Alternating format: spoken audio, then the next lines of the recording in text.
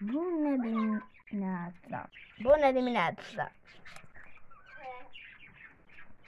Ia uite cum am eu părul. Trebuie să mă duc la salon.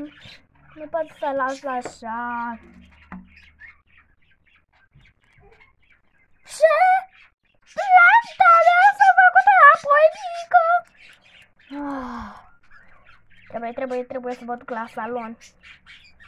Mă duc mai târziu. Bună! Ce păr drăguț am!